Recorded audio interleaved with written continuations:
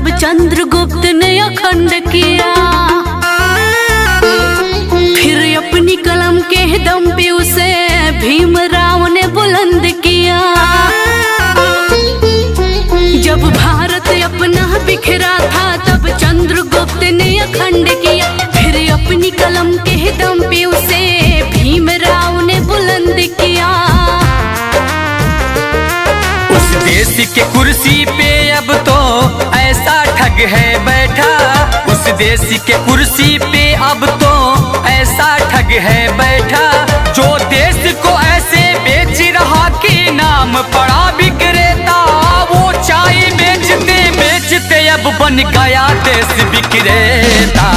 आया देश विक्रेता, देखो आया देश विक्रेता। आया देश विक्रेता, देखो आया देश विक्रेता।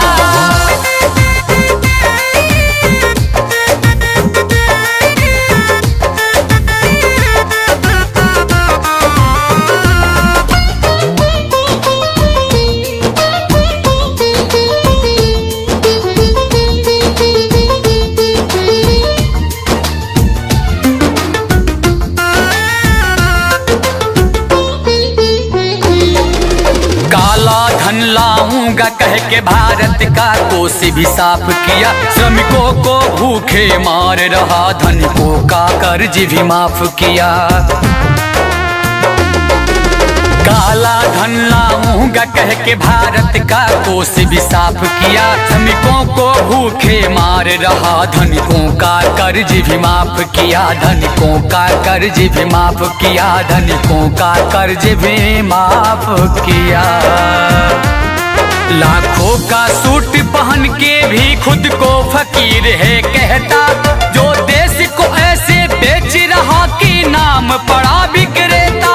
वो चाय बेचते बेचते अब बन गया देश विक्रेता।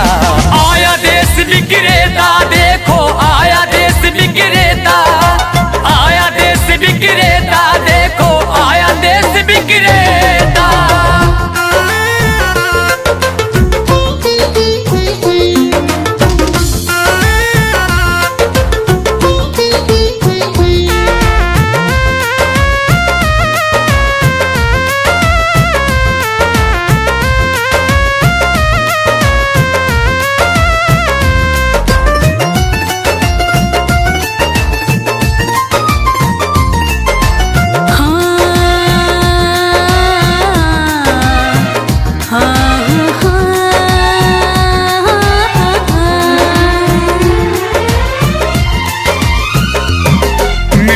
तो उसके जूते का कैसा है स्वाद बताती है। जब जब चुनाव हो तब उसको माँ की याद आती है। मीडिया तो उसके जूते का कैसा है स्वाद बताती है। जब जब चुनाव हो तब उसको माँ की याद आती है। माँ की याद आती है। माँ की याद आती है। किसी का संग दिल पति है तो वो किसी का मतलबी बेटा।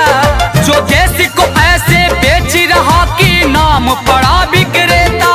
वो चाय बेचते बेचते अब बन गया देश विक्रेता। आया देश विक्रेता, देखो आया देश विक्रेता।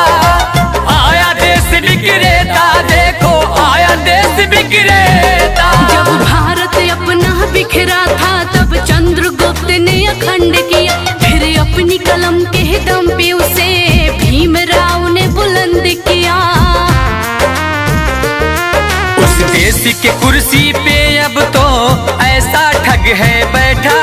उस देश के कुर्सी पे अब तो ऐसा ठग है बैठा। जो देश को ऐसे बेच रहा कि नाम पड़ा विक्रेता। वो चाय बेचते बेचते अब बन गया देश विक्रेता। आया देश विक्रेता, देखो आया देश विक्रेता। आया देश विक्रेता, देखो आया देश विक्रेता। सब्सक्राइब कीजिए VG music company YouTube channel को और घंटी का बटन दबाएं मिशन गीत सबसे पहले सुनने के लिए